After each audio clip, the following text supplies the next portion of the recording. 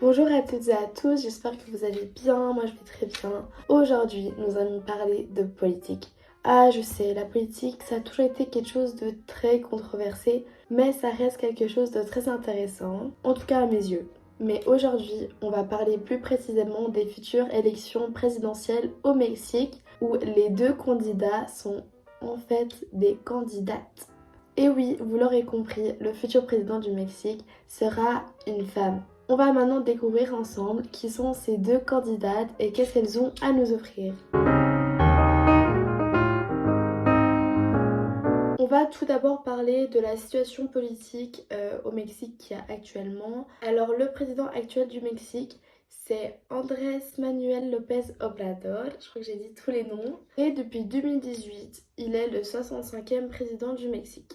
C'est un vétéran de la gauche et il a fondé son propre parti après avoir perdu aux élections de 2012.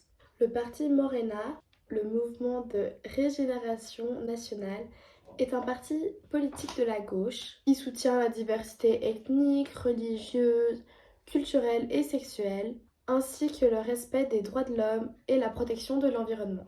Mais il faut savoir qu'auparavant, il faisait partie du PRD, un des autres partis politiques dont je vais vous parler en détail juste après. Et il faut savoir qu'au Mexique, les présidents ont droit à un mandat de 6 ans non renouvelable. Il y a 3 grands partis politiques au Mexique. Il y a le PRI, le Parti révolutionnaire institutionnel, qui se positionne au centre droit et c'est le parti politique le plus ancien du pays. Il y a le PAN, le Parti d'action nationale, qui se positionne également au centre droit. C'est un parti libérateur et conservateur. Et finalement, il y a le PRD, le Parti de la Révolution démocratique, qui se trouve au centre-gauche et est un parti socialiste. À ces 3 partis s'y ajoute aussi le Morena qui a été fondé en 2018 par le président. Les femmes en politique au Mexique. Il faut savoir qu'en 2019, il y a eu une réforme constitutionnelle intitulée La parité des sexes en tout. Cette législation exigeait que les partis politiques présentent un nombre égal de candidats hommes et femmes au siège du Congrès, des postes de gouverneurs, des postes gouvernementaux municipaux et même de la Cour suprême. Ce que je trouve vraiment trop bien, mais malheureusement n'est toujours pas une généralité. Le Mexique a alors dépassé de nombreux pays en matière de la promotion des femmes, mais des études faites par des doctoresses et des activistes féministes comme Sonia Alvarez et Malaton, que même si les femmes ont le droit de voter depuis 70 ans et peuvent occuper des postes de forte influence, ça n'a rarement conduit à des progrès envers les femmes dans les espaces privés, de même que le droit à la liberté reproductive ou la protection des violences domestiques. D'après TheConversation.com, ce phénomène s'appelle la représentation descriptive. C'est lorsque les dirigeants politiques ressemblent à un groupe d'électeurs, mais ne parviennent pas à mettre en place des politiques conçues pour les protéger, contrairement à une représentation substantielle où les fonctionnaires promulguent des lois qui profitent réellement aux groupes qu'ils prétendent représenter. Il faut savoir qu'au cours du mandat d'Obrador, lui et son parti Morena ont été accusés de minimiser l'ampleur de la crise des féminicides.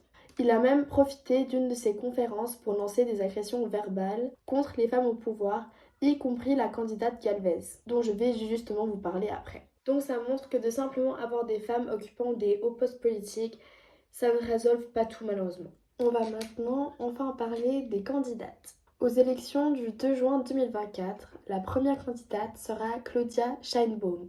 Elle fait partie du parti Morena et était l'ancienne maire de Mexico. Alors en 2015, Sheinbaum a été élue maire du district de Tlalpan à Mexico. Dans ce rôle, elle a souligné l'importance des droits de l'eau et de son utilité équitable. Puis, elle a été élue maire de Mexico en juillet 2018. Comme dans ses fonctions précédentes, elle s'est occupée des questions de transport en commun et de l'environnement. Son gouvernement a étendu la collecte des eaux de pluie, il a réformé la gestion des déchets, lancé un programme de reboisement et elle a plaidé pour une transition des combustibles fossiles polluants vers des énergies renouvelables subventionnées au niveau national.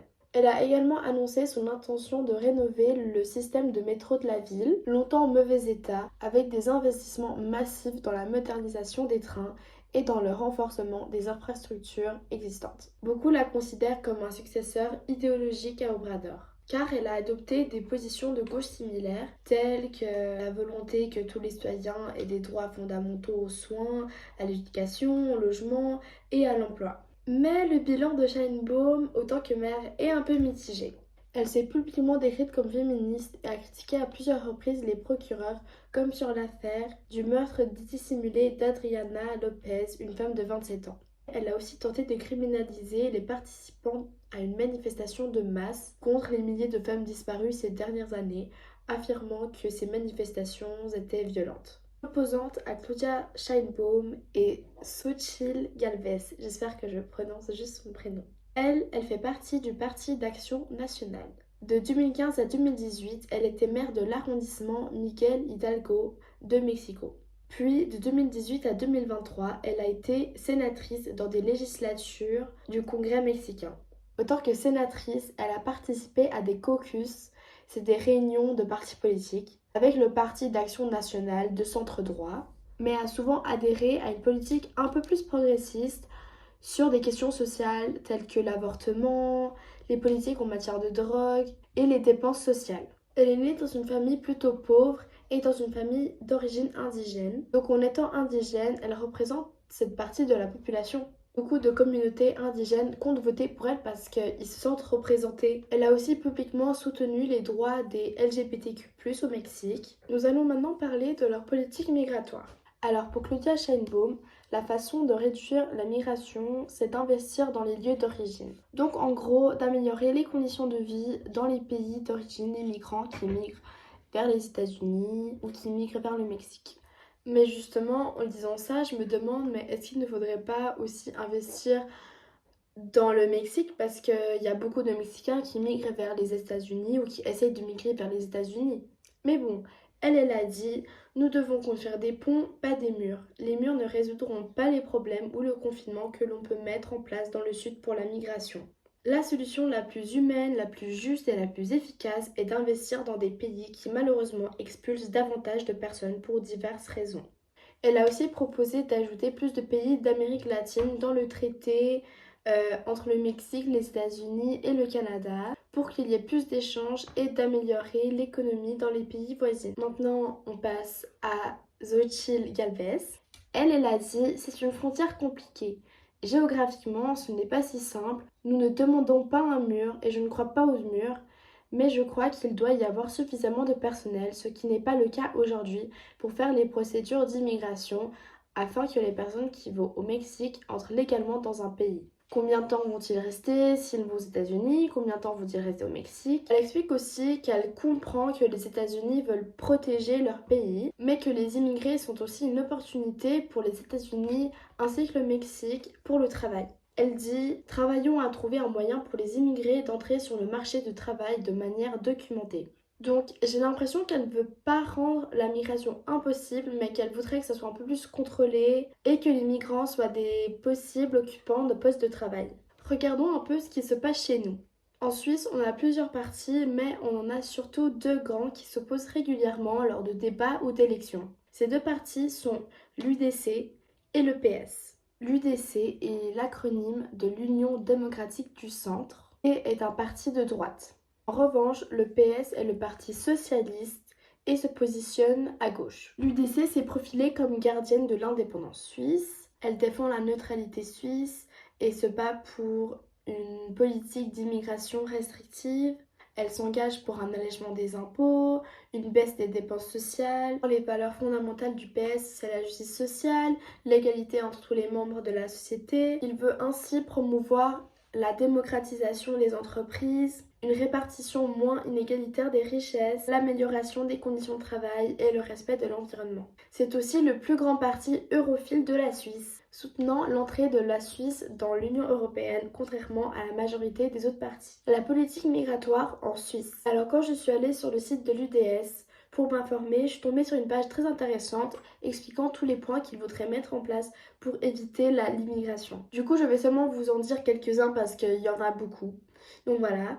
Déjà, ils exigent le renforcement de sécurité à la frontière et des contrôles à la douane, et que les frontières doivent être plus assurées au niveau des infrastructures. Ils exigent l'expulsion systématique et rapide de migrants illégaux ou de criminels étrangers. Ils luttent contre l'augmentation des mesures coûteuses à l'État. Ils disent que l'intégration doit venir des migrants.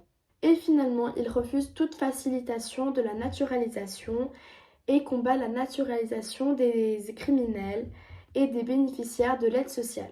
On peut voir que leur point de vue est assez strict et qu'ils sont clairement contre l'intégration des immigrés car ils veulent garder cette Suisse qu'ils aiment, qu'ils connaissent. Mais malheureusement, cette façon de percevoir les migrants en Suisse fait que beaucoup de gens pensent qu'un migrant sera de toute façon un criminel quand c'est clairement pas le cas. Et il faut savoir que le système d'intégration en Suisse ne leur est pas forcément bénéficiaire car souvent les foyers où se trouvent les migrants sont remplis de tensions et les migrants ne se sentent vraiment pas très bien accueillis. Quelques personnes, donc des gens qui pensent un peu comme l'UDC, pensent que les migrants devraient déjà être contents parce qu'ils ont un endroit où dormir, ils sont nourris, on leur donne de l'argent. Mais d'un autre côté, il y a des personnes qui disent qu'il faudrait quand même améliorer ce système et pour eux, ce serait en partie à cause de le système d'intégration des migrants qui fait qu'il y en a beaucoup qui commettent des crimes, comme ils se sentent oppressés, puis ils se sentent pas bien accueillis. En revanche, le Parti socialiste a un point de vue différent.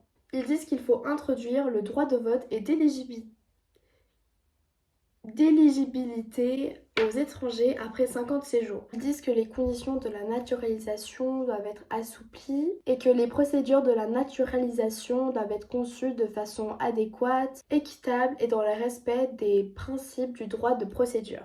Finalement, ils disent que la Suisse devrait accueillir davantage de personnes fuyant la guerre et les crises de manière coordonnée au niveau européen. Tous les réfugiés de guerre ou de crise menacés doivent être traités de la même manière en Suisse, indépendamment de leur lieu d'origine. Ici, on a clairement une vision totalement différente. On favorise l'intégration des migrants et on veut la rendre plus facile. Bon, réellement, c'est compliqué de savoir ce qu'il faudrait faire. Moi, je pense que des organisations comme Parmi sont indispensables pour l'intégration des migrants. Je ne pense pas qu'on peut dire qu'il faut qu'ils se débrouillent à s'intégrer tout seuls parce qu'ils connaissent pas la langue, ils connaissent pas le système, ils connaissent pas les façons de faire en Suisse. Après, est-ce qu'il y en a qui profitent de cette aide offerte par l'État ? On ne peut pas vraiment savoir malheureusement et il y a beaucoup de gens qui pensent que les étrangers en profitent pleinement. Ce qui est dommage parce qu'il y en a beaucoup qui en profitent pas et qui en ont réellement besoin. Et finalement, oui, je trouve que c'est hyper bien qu'il y ait finalement des femmes qui occupent des postes politiques, que de plus en plus on trouve des premiers ministres femmes ou des présidentes. Mais la prochaine étape, c'est de mettre en place des lois qui vont réellement changer les choses et qui protégeront davantage les femmes. Bon les amis, j'espère que cette vidéo vous aura plu. N'hésitez pas à mettre un pouce bleu et de laisser un commentaire. Et surtout, n'oubliez pas de vous abonner. Bisous, à bientôt!